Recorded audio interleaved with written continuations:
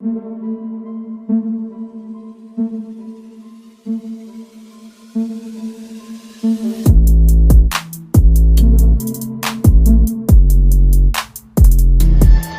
Friends, तो कैसे हैं आप लोग। आई होप आप लोग अच्छे होंगे और स्वस्थ भी होंगे। अनकैनी स्टोरीज डार्क में आप सभी का स्वागत है। आज की कहानी बहुत ही ज़्यादा डरावनी है। उससे पहले आप लोग चैनल को सब्सक्राइब कर लीजिए, लाइक कमेंट करिए और शेयर करिए। प्लीज़ कमेंट करके ज़रूर बताया करिए कि आपको कहानी कैसी लगी। और सपोर्ट की बहुत ज़्यादा ज़रूरत है क्योंकि कुछ दिनों से व्यूज़ नहीं जा रहे हैं। तो ये मैं समझ नहीं पा रही हूँ कि क्या आप लोगों को कहानी नहीं पसंद आ रही है। तो अगर आप लोगों की कोई शिकायत है तो वो भी आप कमेंट करके बता सकते हैं, क्योंकि मैं भी बहुत मेहनत करती हूँ और आप लोग समझ भी सकते होंगे कि बहुत मेहनत लगती है एक वीडियो बनाने में। तो प्लीज़ सपोर्ट करिए। तो अब ज़्यादा टाइम नहीं लेंगे और कहानी शुरू करते हैं। दोस्तों, आज की कहानी एक ऐसे गांव की कहानी है जहां पर इस समय खुशी का माहौल है।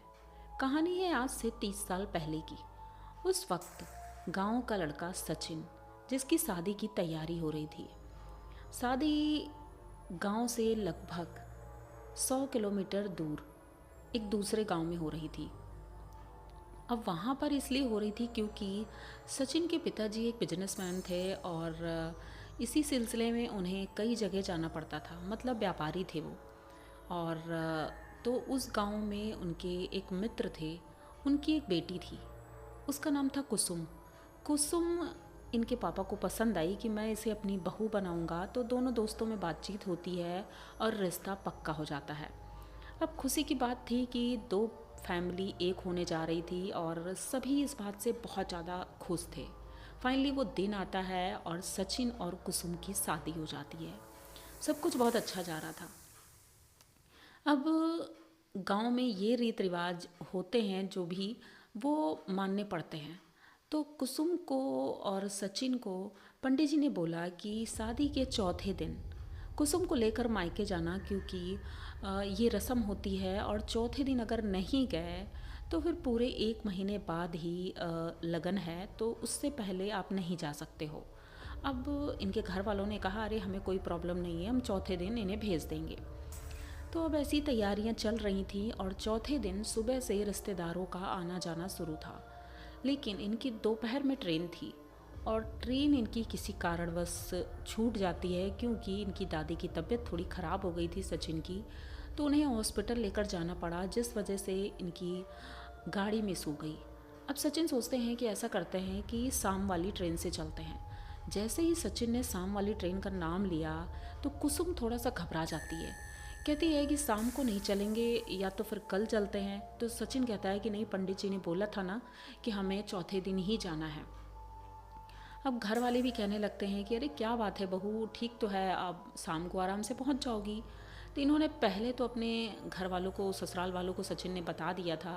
लेकिन जब गाड़ी छूट गई थी तो उन्होंने फ़ोन जब किया तो पता चला कि गाड़ी छूट गई। तो उन्होंने सोचा कि शायद नहीं आएंगे।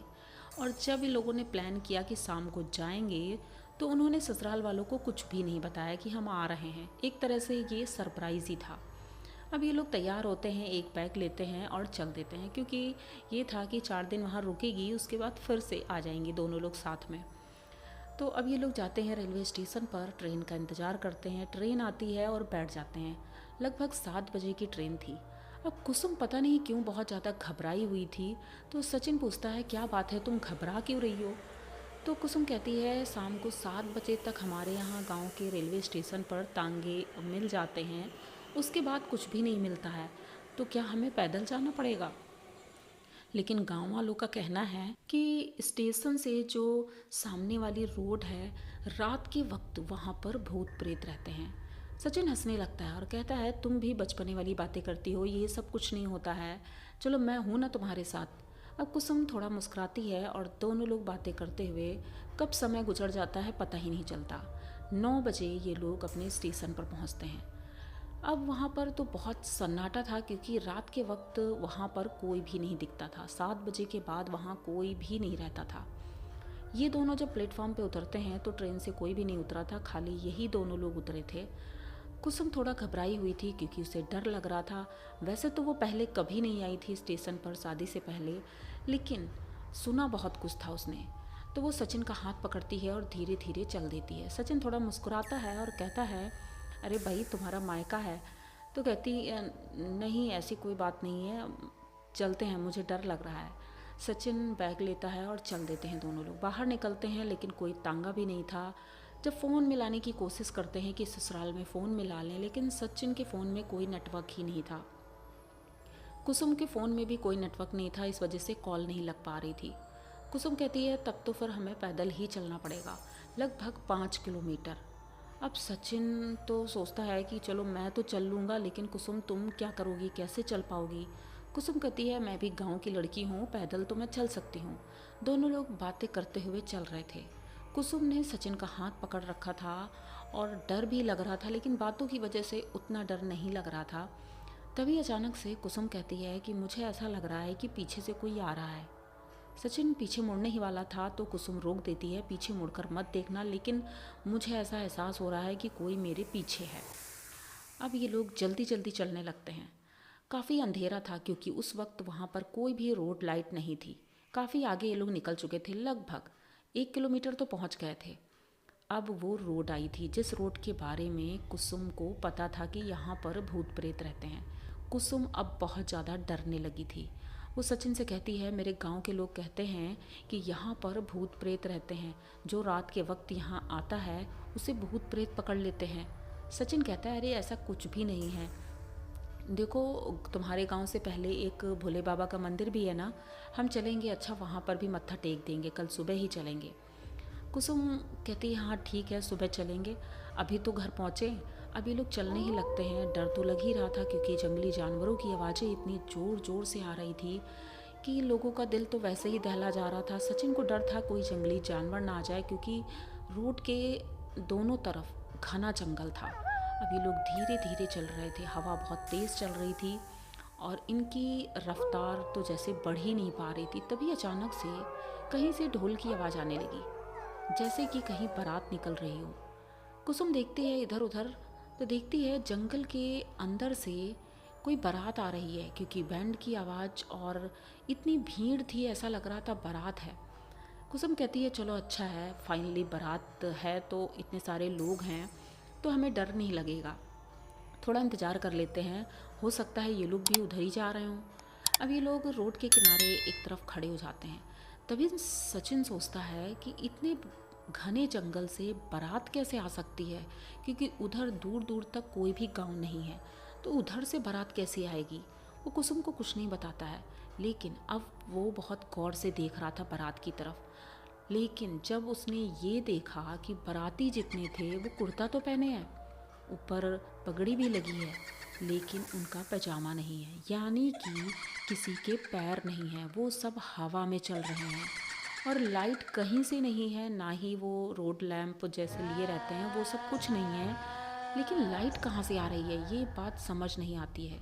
सचिन को याद आता है एक बार उनके दादाजी ने बताया था कि भूतों की बारात होती है और जो व्यक्ति वो बारात देख ले और उन बारातियों में से किसी ने भी अगर तुम्हारी तरफ देख लिया, मतलब नज़रें अगर मिल गई, तो तुम्हारे साथ बहुत बुरा हो सकता है।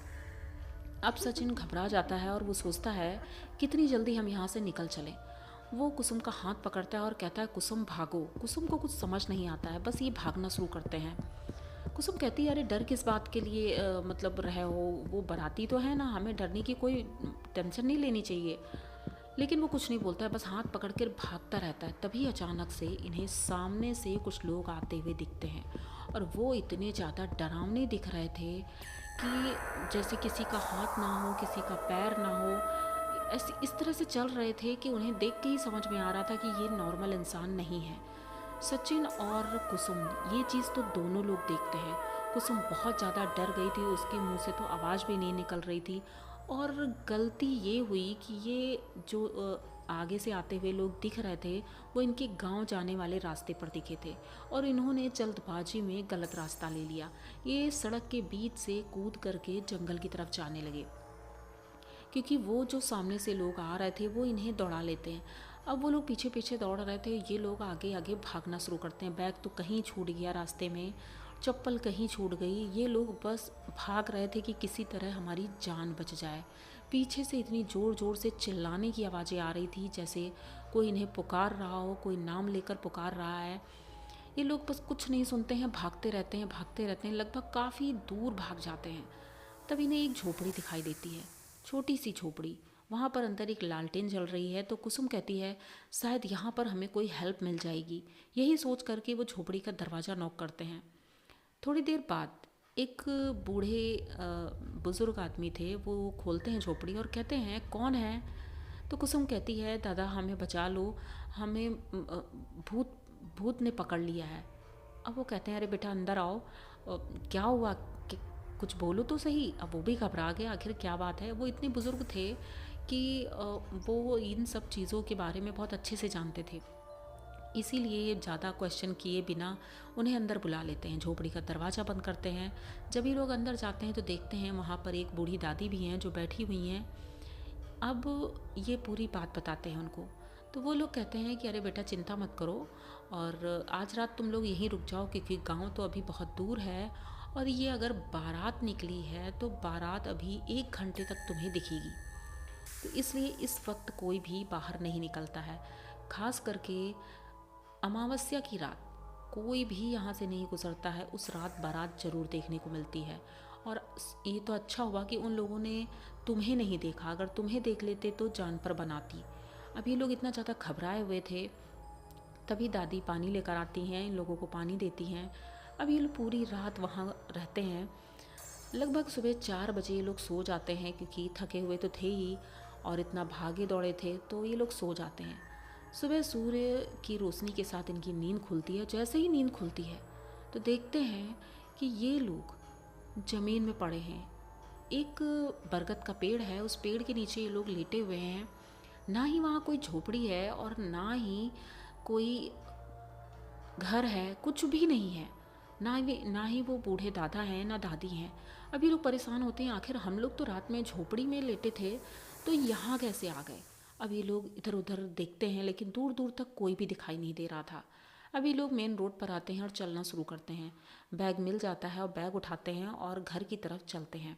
अभी कुछ दूर ही चले थे तो एक चाय की दुकान मिलती है, वहाँ बैठकर दोनों चाय पीते हैं। तो चाय वाला पूछता है क्या भैया आप लोग बहुत परेशान लग रहे हो, और बिटिया को लेकर इतनी समय कहाँ जा रहे हो। तो सचिन ने पूरी बात उनको बताई।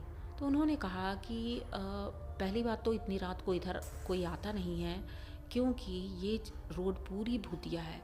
एक बार एक बस का एक्सीडेंट हुआ था और लगभग 15 से 20 लोग मरे थे। उसके बाद से पूरी रोड भूतिया हो गई। यहाँ पर अक्सर भूतों का झुंड दिखता है, इसी वजह से रात को कोई नहीं गुजरता है। और आप जिस झोपड़ी की बात कर रहे हैं, वहाँ पर हाँ एक समय पर एक बूढ़ी काकी और काका रहते थे। उनके बच्चों ने उन्हें घर से बाहर निकाल दिया था, तो वो यहाँ पर अकेले ही रहते थे। लेकिन जो भी उनके पास जाता था वो उनकी मदद करते थे, और उनका स्वभाव इतना अच्छा था कि लोग उनकी बातें बहुत मानते थे। लेकिन एक दिन दोनों बीमारी की वजह से यहाँ से दुनिया से चले गए। लेकिन कहते हैं लोग कि आज भी वो लोगों को दिखाई पड़ते हैं, पर वो किसी का नुकसान नहीं करते हैं। कुसुम कहती हाँ ऐसा ही हुआ, उन्होंने हमें अपनी झोपड़ी में रहने की जगह दी और वो लोग नॉर्मली लग रहे थे हमें। तो वो हंसने लगते हैं, कहते हैं हाँ वो नॉर्मल ही दिखेंगे। जो बुरी आत्माएं होती हैं वो डराती हैं, जो अच्छी आत्मा होती हैं वो डराती नहीं हैं। ये लोग फिर भी तसल्ली में थे कि चलो फाइनली हम लोग ठीक हैं और सही सलामत घर पहुंच जाएंगे। तो वो चाय की दुकान वाला एक तांगे वाले को बुलाता है और इन लोगों को उस तांगे में बिठाल देता है, और ये लोग गांव पहुंचते हैं। गांव पहुंच कर के भी ये लोग पूरी सबको बात बताते हैं। गांव वाले सभी लोग बहुत ज़्यादा डर जाते हैं कि अच्छा हुआ बेटा, मतलब दामाद और बेटी दोनों ठीक है, क्योंकि पहली बार शादी के बाद ये लोग आ रहे थे, कुछ भी हो सकता है। तो उनकी दादी कहती हैं कुसुम की कि नई बहू की खुशबू ही अलग होती है, इसीलिए ये प्रेत आत्माएं ज़्यादा आकर्षित होती हैं। बेटा इसीलिए हमने कहा था कि रात के वक्त मत निकलना, क्योंकि रात में नई बहू का निकलना ठीक नहीं होता है। लेकिन ठीक है, माता रानी का आशीर्वाद रहा और तुम लोग ठीक हो। अब दोबारा ऐसी गलती कभी मत करना। सचिन ने तो कसम खा ली कि मैं रात के वक्त कभी नहीं अपने ससुराल जाऊंगा, और कुसुम भी अब समझ चुकी थी। ये लोग 4 दिन बाद अपने घर वापस आते हैं और अभी तक इनकी ज़िंदगी में ऐसा कुछ भी नहीं हुआ। ये लोग नॉर्मल हैं, ठीक हैं। तो आप लोगों को कुसुम और सचिन की ये कहानी कैसी लगी? अगर अच्छी लगी हो तो प्लीज़ चैनल को सब्सक्राइब करिए, लाइक कमेंट करिए, शेयर करिए और बने रहिए हमारे साथ। मिलते हैं फिर किसी नई कहानी में, तब तक के लिए डरते रहें।